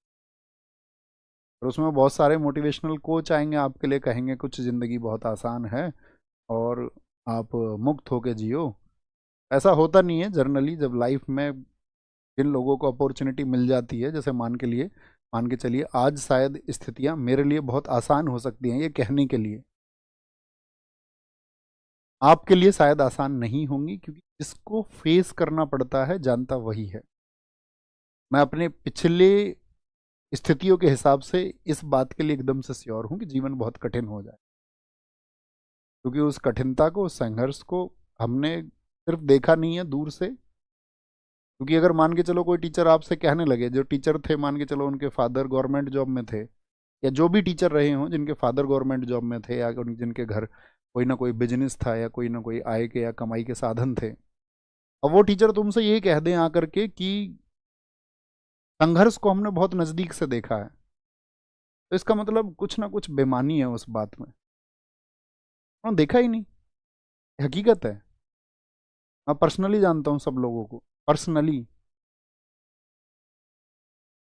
मुश्किल से 2 से 3 लोग ऐसे हैं जिन्होंने रियल में उस संघर्ष को देखा है और महसूस किया, उस संघर्ष में वो पले बढ़े हैं। तो बाकी सब लोग फिर क्या कह रहे हैं, जो ये कह रहे हैं कि जिस संघर्ष को उन्होंने देखा है और बहुत स्ट्रगल किया है, तो कुछ ना कुछ बेमानी है, मैं कहूँ। आप में से जो लोग होंगे तो ये मत समझना कि भैया कहीं सरकारी नौकरी से तो चीज़ें उतनी आसान नहीं हो जाती हैं, बहुत आसान हो जाती हैं। आपके फादर का अगर जॉब है या कोई बिजनेस है छोटा मोटा, तो चीज़ें आसान हो जाती है। आपको पढ़ने के लिए या कपड़े आदि के लिए या बाकी इकोनॉमिक कंडीशंस के लिए संघर्ष नहीं करना पड़ता। जिनके घर में वो चीज़ें नहीं होती हैं उनको बहुत संघर्ष करना पड़ता है। आप में से जो साथी होंगे वो भली भांति मेरी बात से कनेक्ट कर पा रहे होंगे कि फिर 100 रुपये का भी संघर्ष होता है, फिर 500 रुपये का भी संघर्ष होता है, फिर 50 रुपये का, फिर घर में कोई अगर थोड़ा सा भी बीमार हो जाए तो वो सबके लिए उतना ही बीमार कर देने वाला क्षण होता है, हर एक के लिए। तो उसमें ये कह देना कि ज़िंदगी बहुत आसान होती है, हम उसको कठिन बना लेते हैं, ऐसा नहीं होता। जिसके हिस्से में जैसी परिस्थितियाँ आएंगी वो उसको वैसे ही महसूस, समझे। तो इसको बोलते हैं जिंदगी जीते जी डंकी लाइफ हो जाना। ये मैं तुमको बताना चाह रहा था। अच्छा भैया, मीर कासिम नाराज हो गया, तो मीर कासिम ने कहा कि भैया हम अंग्रेजों से युद्ध करेंगे। तो एक युद्ध हुआ आपका 22 से 23 अक्टूबर, 22 से 23, 23 नहीं लिखा, 22 से 23, 22 से 23 अक्टूबर 1764। इसमें हुआ आपका बक्सर का युद्ध, बक्सर का युद्ध, बैटल ऑफ बक्सर, जिसने ईस्ट इंडिया कंपनी की सारी स्थिति पलट दी, अंग्रेजी राज की सारी स्थिति पलट दी। ठीक है, battle of Buxar, battle of Buxar. मुझे बताएं साथी, बक्सर किस आपका प्रदेश में स्थित है? तो बक्सर आप कहेंगे, बक्सर आपका बिहार में स्थित है। कहाँ पर है? बिहार में है। और यहाँ पर गंगा नदी बहती है, गंगा किनारे है ये। पूछ लिया जाता है क्योंकि कई बार बक्सर का युद्ध किस नदी के किनारे हुआ था। इस युद्ध में आमने सामने कौन हुए? तो एक तो नाराज है मीर कासिम, तो मीर कासिम एक पक्ष हुआ इसमें, मीर कासिम। और वर्सेज कौन है आपका इसके खिलाफ में? कौन है इसके खिलाफ में? East India company, east India company. अगर मैं आपसे पूछूं ईस्ट इंडिया कंपनी का जो यहाँ पर नेतृत्व किया वो किस? ईस्ट इंडिया कंपनी का नेतृत्व किया यहाँ पर हेक्टर मुनरो ने, हेक्टर मुनरो। ठीक है। अब मीर कासिम इस बात को जानता है, उसके पास उतने संसाधन नहीं है, उतना ज़्यादा पैसा उसके पास में है नहीं। तो मीर कासिम क्या करता है, ये उस समय देखता है कि यार कौन है आदमी है जो मेरा साथ दे सकते हैं। तो ये सबसे पहले गया, अवध का एक नवाब था सुजाउद्दौला, बोला भैया जी प्लीज रिक्वेस्टिंग टू यू, भाई दूर खड़े होकर बात कर, क्या बात है, तू वही है ना जिस अंग्रेज जिसके खिलाफ है? हाँ जी मैं वही हूँ भैया, अगर साथ लड़े तो मजा आ जाएगा। 11 लाख रुपए दूंगा मैं। बोला भिक मंगे, तेरे पास खुद है कुछ देने को? बोला भैया प्रॉमिस टू यू, 11 लाख रुपए हर महीने, आप एक बार जिता तो दो। 11 लाख रुपए सेना का खर्चा सब मैं दूंगा, मेरा वादा। अब आदमी बहुत ज्यादा जब मान के चलो कॉन्फिडेंस दिखाएगा, अब कोई बच्चा मुझसे बोले ऐसे जाकर के भैया मैं कर जाऊंगा, आएगा ना विश्वास, आ गया विश्वास। तो मीर कासिम का पहला साथी बना इसमें कौन, इसके साथ में अवध से, अवध का नवाब। बहुत क्वेश्चन पूछाया था, अवध का नवाब क्या नाम था इसका, शुजा उद्दौला। शुजा उद्दौला बोला भैया एक काम और कर दो ना, तुमको तो देंगे ही हम 11 लाख रुपए, एक काम करो ना, वो जो आपका मुगल सम्राट है उससे भी बात कर लो ना, उसको बताओ ना ये अंग्रेज कैसे एक्सपेंशन कर रहे हैं, वो भी हमारा साथ दे, वो भी हमारा साथ दे। बोला ठीक है बात कर लेंगे, कोई दिक्कत नहीं है। मुगल सम्राट कौन था इस समय पे बताओ, शाह आलम द्वितीय। मैंने कहा था ना आपसे, अकबर और औरंगजेब के बाद में सबसे लंबा शासनकाल वो शाह आलम द्वितीय ही का, शाह आलम द्वितीय का जो शासनकाल रहा, जो रूल पीरियड है उसका, वो है 1760 से 1806। हालांकि वो अंग्रेजों की कठपुतली रहा अपने अधिकांश समय में, लेकिन उसका शासनकाल सबसे लंबा है। इससे भी बात कर ली गई, बोले ठीक है भैया। और यहाँ युद्ध हुआ आपका, और इस युद्ध में क्या हुआ कि जो अंग्रेज सेना इतनी तीव्रता से लड़ी इसमें, अब ये लोग तलवार वलवार लेकर के लड़ रहे हैं, उनके पास बंदूकें हैं, उधर से घोड़ा आ रहा है, उधर से एक आपका बैठा हुआ है निशाना लगाए हुए, इश्कियाँ। जैसे ही घोड़े से एक आदमी गिरा बाकी भाग लिए, बोले ये क्या बवाल है, कुछ जादुई शक्ति कर रहे हैं क्या। मतलब उस समय तक बंदूकों का प्रयोग हालांकि आम हो चुका था, ये तो एक मजाक की बात है। तो भगदड़ मच गई जब उस सेना में, तो मीर कासिम सबसे पहले भाग गया। मीर कासिम देखो इस युद्ध में नहीं मरा है 1764 में, मीर कासिम की मौत भिखारियों की स्थिति में दिल्ली में हुई है 1777 में। तो कितने साल बाद, 13 साल बाद मरा और भाग गया। और रह गए, इसके पास तो कुछ है नहीं मीर कासिम के पास में, मीर कासिम के पास में कुछ है तो है नहीं, ठीक है। तो इसके बाद में वही वाली बात होगी ना, इन दोनों को जो मिलना था अब ये दोनों फंसा गया, ये दोनों रह गए, सुजाउद्दौला और शाह आलम द्वितीय। अंग्रेजों ने इनको बुलाया प्यार से, बेटा इधर आओ, बाबू यहाँ आओ,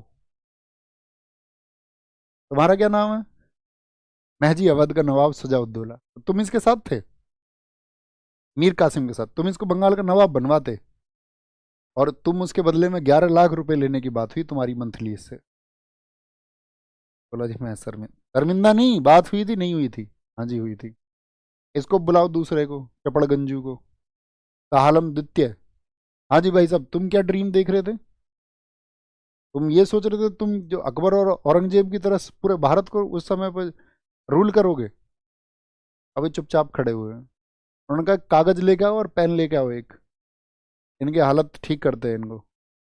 अब इस समय पर आपको एक चीज ध्यान रखनी है, मराठा, अगर मुझे मैं आपसे पूछूं इस समय पर आपका 1761 का पानीपत का तृतीय युद्ध हो चुका था, आपको पता मराठा इस समय पर क्या थे, आपका उत्तर भारत में कमजोर हो चुके थे, क्योंकि अहमद शाह अब्दाली की सेना ने मराठाओं को हरा दिया था।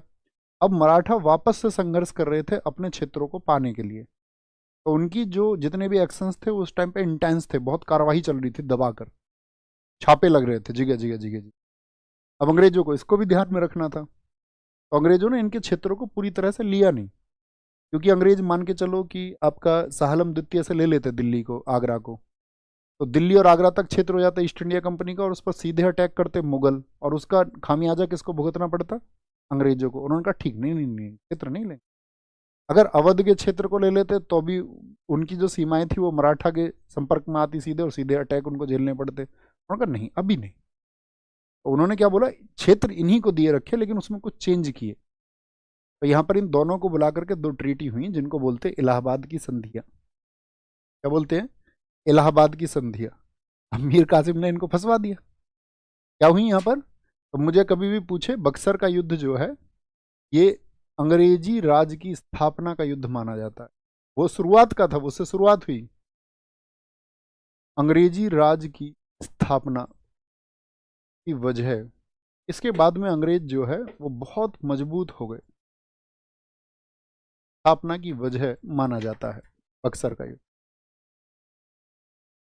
इन दोनों को बुलाया, भैया तुम आ जाओ, तो यहां पर क्या बोलेंगे, अब मीर कासिम तो भाग ही गया है। अब मीर कासिम भाग गया है तो ये छोटे सा एक पॉइंट और लिखना, मीर कासिम की जगह, तब और संधि समझ में आई, मीर कासिम की जगह जगह नज्म उद्दौला। नज्म उद्दौला ये मीर जाफर का दूसरा बेटा था। मीर जाफर था ना जो पहले क्लाइव का गीदड़, विश्वास पात्र थे वो तो अंग्रेजों के, तो ये उसका दूसरा बेटा है।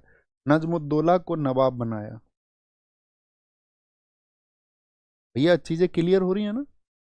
अगर आप धैर्य से सुनते होंगे तो बहुत मजा आता होगा, मुझे विश्वास है इस बात का। और ऐसे समझिए कि ये विश्वास मैं अपने ऊपर कर रहा हूँ कि हाँ आपको चीजें समझ में आती होंगी अगर आप धैर्य के साथ समझ, फुल माइंड से पढ़ते होंगे। तो नजमुद्दौला को बना नवाब बनाया। अब उन्होंने कहा कि भैया क्या करना है हमको, इलाहाबाद की दो संधियां हुई, लिख लेना उनको, आगे लिखेंगे। बक्सर के युद्ध की वजह से पूछ लेता इलाहाबाद की संधियां, इलाहाबाद की संधियां, इलाहाबाद की। बोला तुम हेल्पर हो, हैं तुम मदद करोगे उनकी, आओ पहले तुम्हारा इलाज करते हैं। Treaty of, treaty of Allahabad. कितनी संधि हुई? दो संधि हुई, दो संधि हुई। तो जो पहली संधि हुई वो हुई 12 अगस्त 1765 को, पहली संधि, पहली संधि हुई 12 अगस्त 1765 को, 1765 को। दूसरी संधि हुई वो हुई 16 अगस्त को। दूसरी संधि ये हुई आपका 16 अगस्त 1765 को। पहली जो संधि हुई थी ये हुई थी आपका किस किस के बीच में, क्लाइव और जो मुगल सम्राट था शाह आलम द्वितीय, शाह आलम सेकंड के बीच। क्या शर्तें तय हुई? पहली शर्त तो ये हुई कि जो बंगाल है ना, बिहार है और उड़ीसा, अभी तक इनको क्या था यहाँ, फर्रुख शेर ने क्या दिया था, तो आप कहेंगे भैया फर्रुख शेर ने इनको दिया था यहाँ पर एक टैक्स फ्री बिजनेस 3000 रुपये में। लेकिन इसने क्या बोला, बंगाल बिहार और उड़ीसा की diwani, diwani, diwani of Bengal Bihar and Orissa transferred to East India Company.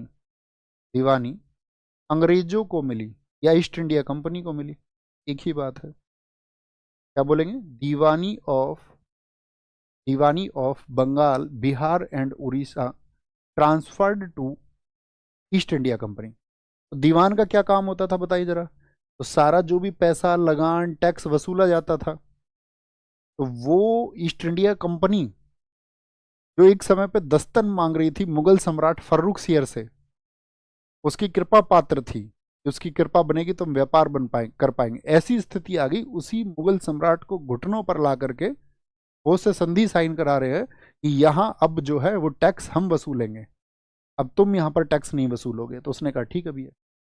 अब चूंकि इसको क्या चाहिए, बफर स्टेट भी बनाना था मराठाओं के खिलाफ, मैंने कहा एक सुरक्षित विद्रोही भी बनाना है, और साथ में इसको 26 लाख रुपए पेंशन भी दे, 26 लाख रुपए वार्षिक, 26 lakh rupees annually pension to Mughal emperor, pension Mughal सम्राट को दी। इस सब के बदले में मुगल सम्राट को दी, और मुगल सम्राट ने क्या किया, उसको एक्सेप्ट कर लिया कि ठीक है भैया। अब जो ये नजमुद्दौला इसको बिठा रखा है बीच में हर जगह, संधि साइन हो रही है कि देखो हम जो ताकतवर शक्तियां बनती है उनको ऐसे टिकाते हैं, ऐसे लेके आते हैं। पर दीवानी क्या होता है, बच्चों अभी बताया ना दीवानी, दीवानी का मतलब देखो, जैसे कि आपने प्राचीन समय में भी मैंने आपको बताया था, मुगल प्रशासन बताया, उस क्लास को एक बार देखना मध्यकालीन इतिहास में, कि जितना भी टैक्स वसूला जाएगा जो जमींदारों से किसानों से, वो सब अब ईस्ट इंडिया कंपनी वसूले। हम सब करें बात क्लियर, ठीक है? बोलेंगे जी, बात क्लियर है? बहुत बढ़िया, लावण्या दुबे, बहुत कमाल। दूसरी संधि किसके साथ में हुई होगी, आप अब लॉजिक लगाइए। तो पहली एक तो होगी साहलम के साथ में, दूसरी संधि हुई आपका क्लाइव और शुजा उद्दौला के बीच में। क्लाइव और शुजा उद्दौला के बीच, शुजा उद्दौला के बीच में, ठीक है। इसमें क्या बोला गया, इसमें पहली चीज हुई इसमें कि जो करा, यानी कि कड़ा, जिसको कोरा भी बोलते थे, कड़ा और इलाहाबाद के किले से छीन लिए गए। इलाहाबाद के किले क्या बोलेंगे, शाह आलम द्वितीय को दे दिए, इससे ले लिए गए, इसके अधीन थे। शाह आलम सेकंड को दे दिए, शाह आलम सेकंड को दे दिए। अगली चीज क्या थी, इससे मांगा गया 50 लाख रुपए, जो युद्ध का खर्चा हुआ तू देगा वो। इसने कहा भैया मैं युद्ध थोड़ी कर रहा था, मीर कासिम की वजह से आगे बहका आए तो सही, बहकावे में आ जाए। बोले भैया मैं तो ड्रीम 11 खेल रहा था, मुझे वो 1,40,000 रुपए कुछ उसने बताया, ड्रीम 11 कुछ और रमी सर्कल कह रहा था, 1,40,000 रुपए कुछ हार गया हूं मैं, और ये पैसे मुझे चाहिए। मैंने उसका मैसेज भी नहीं देखा है, तो बहकावे में आ गए तो मारे गए, अब क्या है भाई, ये क्या बोलते हैं राइट डिसीजन क्या है, निर्णय पहले लेना है बाद में नहीं। जो पहले निर्णय ले लेंगे वो जीवन को संवार जाएंगे, जो निर्णय कुछ घटित होने के बाद में लेंगे तो उनके कुछ चांस नहीं है, संभाल भी पाएंगे या नहीं संभाल पाएंगे, दोनों शर्तें हैं। बड़े कमाल की बात होती है, एक साथी ने तो बड़ा अच्छा मैसेज लिखा, मुझे दिल गदगद हो गया। अब आप ये समझिए जैसे कि मतलब आप मैसेज भेजते हैं, आप समझ जाओ कि ऐसे भी लोग होते होंगे जिन्हें मैं मैसेज भेजता हूँ, होंगे या कुछ लोग नहीं होंगे जिनको मैं मैसेज करता हूँ कि वो कुछ मुझे रिप्लाई करेंगे। अगर उनका रिप्लाई मुझे नहीं आया तो मुझे क्या मतलब, उनको ये लिख देना चाहिए कि भैया तुम तो जो है एरोगेंट हो। समय की बाध्यताएं होती हैं, कोई भी इस दुनिया में ऐसा नहीं होगा व्यक्ति, अगर उससे कोई प्रेम से कुछ बोले और कुछ बात करना चाहे वो ना कर पाए, तो समय की बाध्यता होती है। हम उसका सम्मान करते हैं कि ठीक है, हाँ सामने वाले व्यक्ति ने, कई कई बार तो ऐसा होता है हम किसी को मैसेज कर देते हैं किसी एक बात के लिए कि इस बारे में बात करनी है, 8-8 महीने बाद भी रिप्लाई आए हैं, 10-10 महीने बाद भी रिप्लाई आए हैं। एक भाई ने कितना कमाल का मैसेज लिखा, उसने लिखा कि मेरी सिस्टर की फीस जानी है और उसके इतने रुपए जाने हैं, और रुपए भी ठीक लिख रखे थे, वो मुझे दे दीजिए।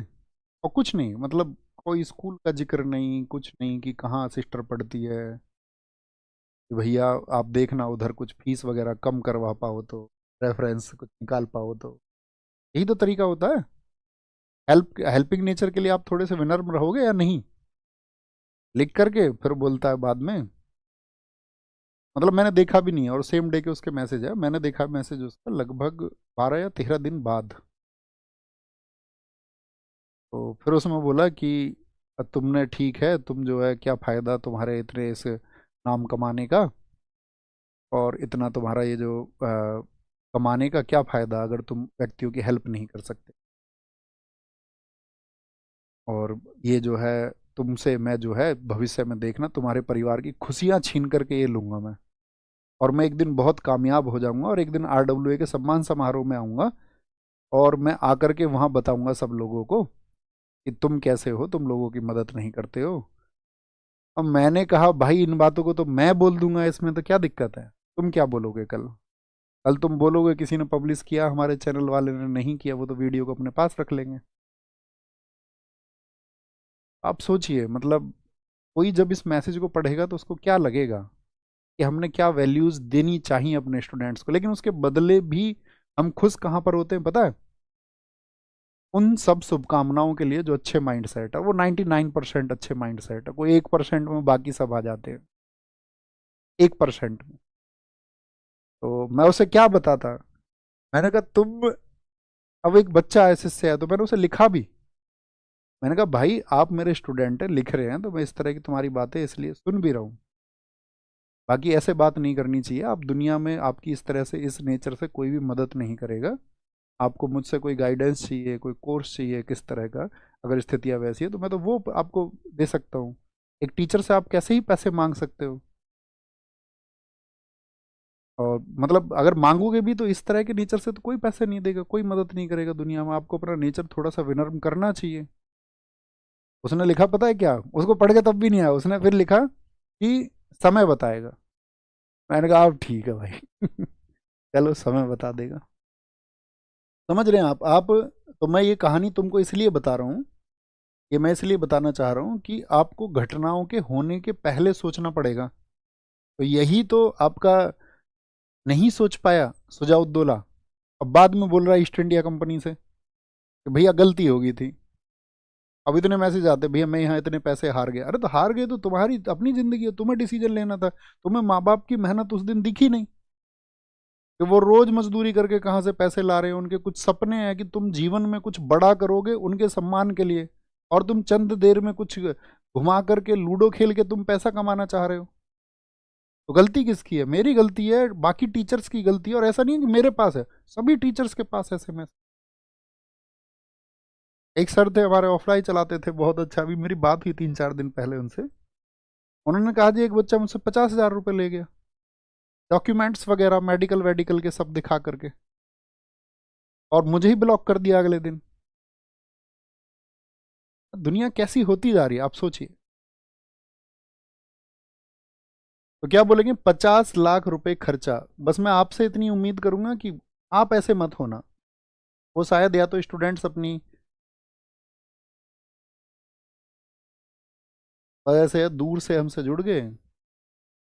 आप कम से कम मेरी भावनाओं को समझना, और मैं आपसे ये चाहूंगा आप कभी ऐसे ना करें। आपको जीवन में ज़रूरतें हो सकती हैं। हमारी पहली प्राथमिक ज़रूरतें, हमारा परिवेश समाज इसीलिए बनाया गया है कि हम अपने समाज के द्वारा उनको प्राप्त करें।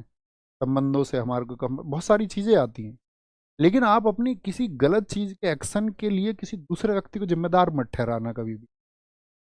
अगर आप मेहनत ना करें, आपको घंटे फ़ोन पे किसी से बात भी करनी थी, आपको खेलना भी था, आपको शादी विवाह सारे अटेंड करने थे, आपको सोशल साइट्स का जो अनयूजुअल इस्तेमाल भी करना था, और कल को आपका सिलेक्शन ना हो तो आप उसकी जिम्मेदारी किसी टीचर पर नहीं डाल सकते। आप बताएं मैं सही कह रहा हूँ या गलत कह रहा हूँ? अब आपको अपना खुद को स्वीकार करना होगा कि ये फॉल्ट मुझसे हुआ है और मैं जीवन में आगे ये नहीं करूंगा किसी और सेक्टर में। आप किसी के भी बहकावे में आ रहे हो, सरकार का कोई ध्यान ही नहीं है कि युवाओं को बहकाने के लिए। अब कोई बच्चा, उसकी भी गलती नहीं कह सकते। एक बच्चे को, हालांकि स्टूडेंट को विवेकी होना चाहिए, लेकिन जब वो फंसा रहता है तो उसको लगता है कि यार क्या ही जाता है कहीं 50 रुपये 100 रुपये लगाने पर। और उसको लगता है 100 रुपये में 250 आ गए तो फिर क्यों ना एकदम से कुछ बदल दिया जाए। तो उसको, हमारी सरकार को भी देखना चाहिए कि उसके पास ऐसे विकल्प मौजूद ही, उन पर सरकार रोकथाम क्यों नहीं लगाती है। कि बहुत सारे युवाओं को सुसाइड करना पड़ता है, या बहुत सारे युवाओं को, अगर मैं कहूँ कि बहुत हीन भावना का शिकार तो होना पड़ता ही है, कम ना हो। ठीक है। तो 50 लाख रुपए खर्चा देना होगा। मुझे एक बात बताइए, वापस आए टॉपिक पर, 50 लाख रुपए खर्चा किसको देगा? तो खर्चा किसको देगा 50 लाख रुपए? ईस्ट इंडिया कंपनी को। East India company. बात क्लियर है? बात समझ गए ना? इलाहाबाद की संधियां क्यों हुई? अब इन्होंने दूसरी चीज देखी। अब यहां पर दूसरी चीज क्या हुई? नजमुद्दौला को बंगाल क्या बना दिया गया? बंगाल का नवाब। नजमुद्दौला को इन्होंने पैसे दिए। बड़ी इंपॉर्टेंट बात आएगी आगे भविष्य में भी, उसको आपको पढ़ना पड़ेगा। ठीक है, याद रख लेना।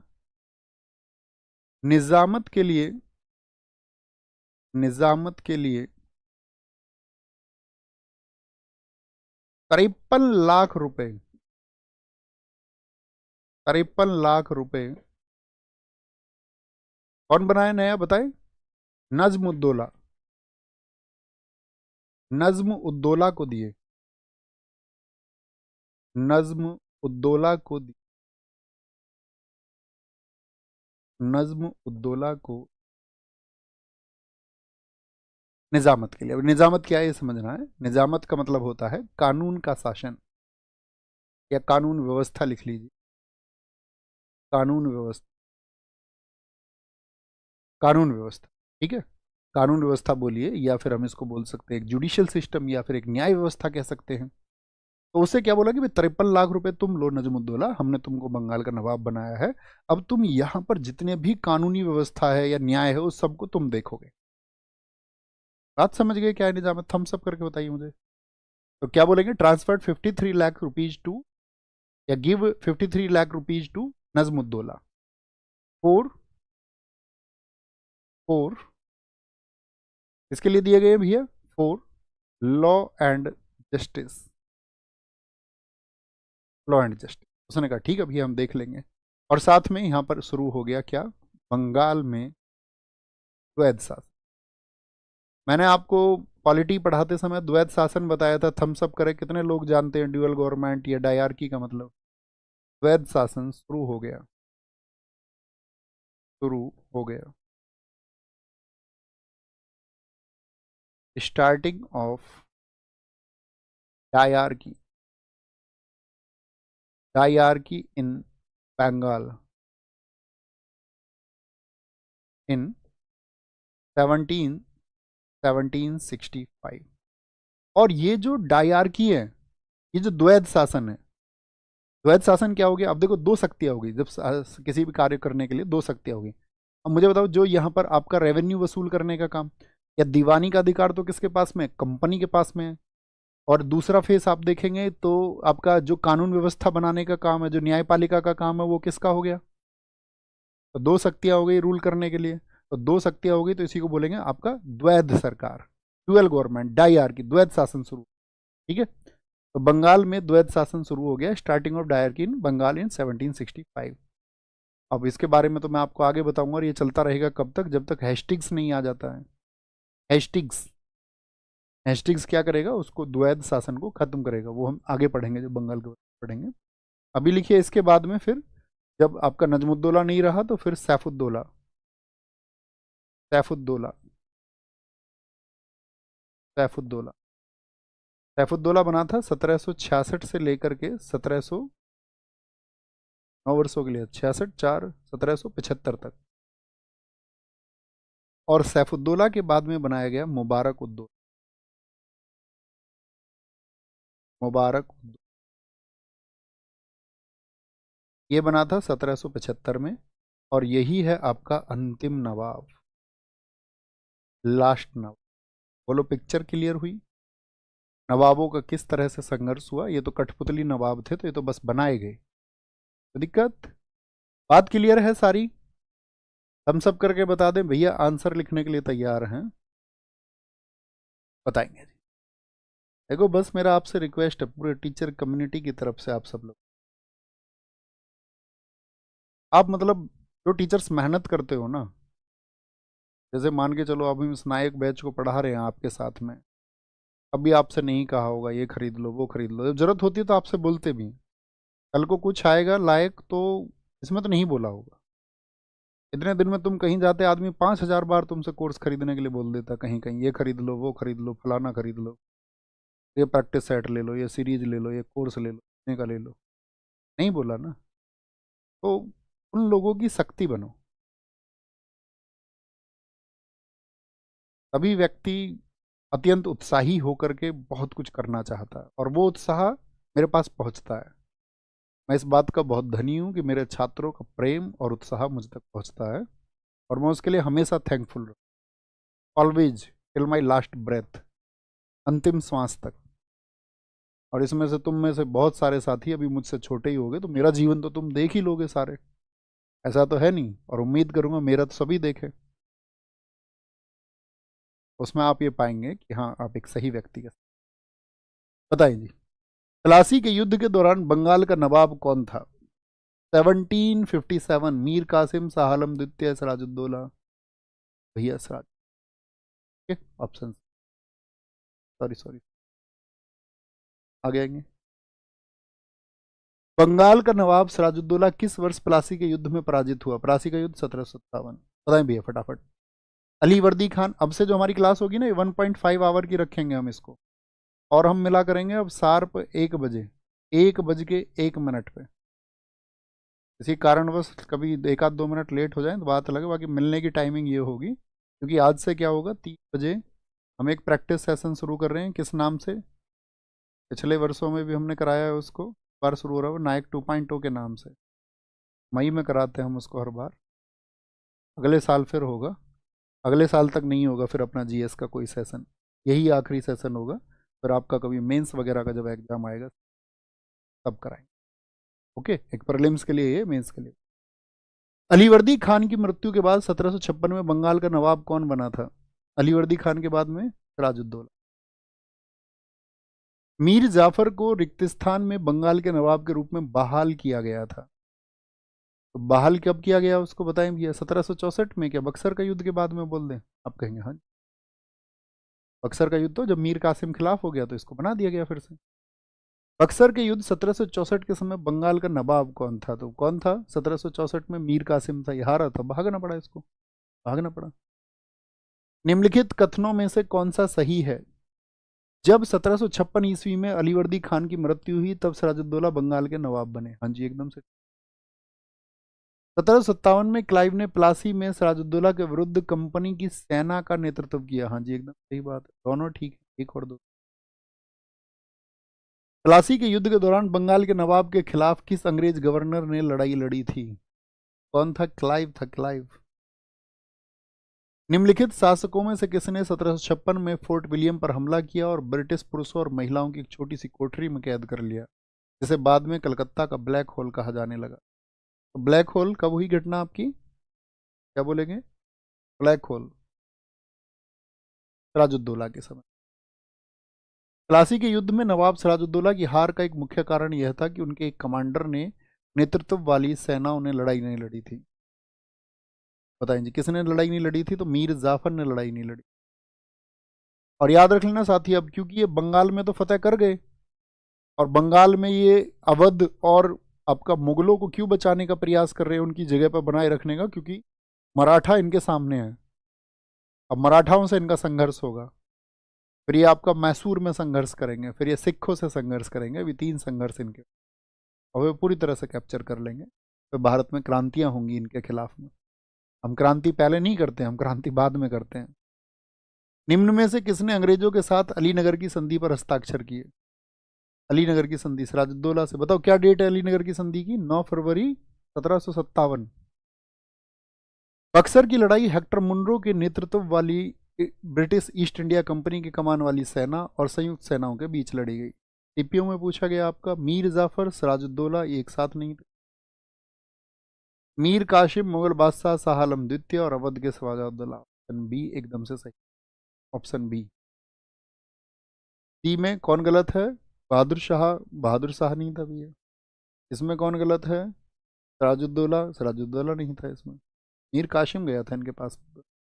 बक्सर की लड़ाई के बाद ईस्ट इंडिया कंपनी मुगल सम्राट को हर साल, मुगल सम्राट को कितने रुपए देते थे ये? 26 लाख रुपए का भुगतान, 26 लाख। बक्सर की लड़ाई के बाद के नवाब ने इलाहाबाद और कोड़ा को मुगल सम्राट को सौंप दिया और ब्रिटिश सैनिकों के संरक्षण में। कड़ा और इलाहाबाद किसको दे दिए गए बक्सर की लड़ाई के बाद में? बताएंगे जी। बक्सर की लड़ाई के बाद में बंगाल के नवाब ने भोपाल, बहापुर या फिर अवध के नवाब से लिए गए थे, तो आप कहेंगे भैया सुजाउद्दौला के थे और शाह आलम द्वितीय को दे दिया। 1764 में किसकी लड़ाई हुई? बक्सर का युद्ध हुआ, बक्सर। बंगाल में द्वैध शासन प्रणाली किसने लागू की? बंगाल में वॉरेन हेस्टिंग्स, बेंटिक, क्लाइव या फिर कर्जन। कब शुरू हुई? 1765 में। कौन था इस समय? क्लाइव था, क्लाइव। कर्जन तो आपका 1799 से 1805 रहेगा। बेंटिक रहेगा 1828 से 1835 तक, जब 1833 में आपका बनेगा क्या? कौन बना था बेंटिक? तो ये भारत का गवर्नर जनरल बनेगा। हेस्टिंग्स ये तो आएगा 72 में आपका, बंगाल का क्या बन करके? बंगाल का गवर्नर जनरल बनेगा, नहीं बंगाल गवर्नर रहेगा पहले तो, और 1773 का जब रेगुलेटिंग एक्ट आया तो तब इसको बंगाल गवर्नर जनरल बनाया गया। ठीक है। इलाहाबाद की संधि के बारे में निम्नलिखित में से कौन सा कथन सही नहीं है? अच्छा क्वेश्चन है, उम्मीद करूंगा उतना ही अच्छा आंसर आप इसको बाद में देंगे। जो साथी कक्षा को बाद में देते हैं हमेशा 2 शब्द कक्षा के लिए जरूर लिखा करें। आप कहाँ चल रहे हैं, ऐसा नहीं कि सिर्फ आंसर लिख दिया, अभी लिखो करो कि आप इस एग्ज़ाम के लिए प्रिपरेशन करें। आप अपना एग्ज़ाम लिखना आज, ठीक है। हालांकि एक छात्र के लिए तो लगभग वनडे एग्जाम सभी वो देता है, फिर भी कुछ एक प्रायोरिटी पे होता है आपका। लिखा करो उसको, इसका होमवर्क लिखा करो और अपने कीमती शब्द भेजा करो, क्योंकि आपके सुझाव बहुत बहुमूल्य हैं। और इस चैनल या हमारे जितने भी चैनल्स हैं उन सब की रीड स्टूडेंट्स के सजेशन रहे, हमारे लिए वो बहुत कीमती। ठीक है। बाकी आज ही मिलेंगे कितने बजे? 3 बजे प्रैक्टिस सेशन। मैं ये कहूँगा दोस्त, इस प्रैक्टिस सेशन का एक एक शब्द आपके मस्तिष्क में होना चाहिए, और हम जीएस को बहुत आसान बनाएंगे। मिलके आप मेहनत करेंगे, ऐसा नहीं कभी आप बाद में सिर्फ एग्जाम से पहले कोई एक क्लास हुई उसको देख रहे हैं, उससे पहले जो कुछ जर्नी है हमारी वो हमारी साथ तय होनी चाहिए, एक एक पल हमारा साथ तय होना चाहिए। तब हमको लगेगा या हमको इस तभी महसूस होगा कि हमने कितनी मेहनत उसके लिए की और साथ मिल करके की। अपना ख्याल रखिए बहुत सारा। मिलते हैं आज ही 3 बजे, और हर रोज मिला करेंगे 1 बजे और 3 बजे। थैंक यू, टेक केयर, जय हिंद, जय भारत, नमस्ते।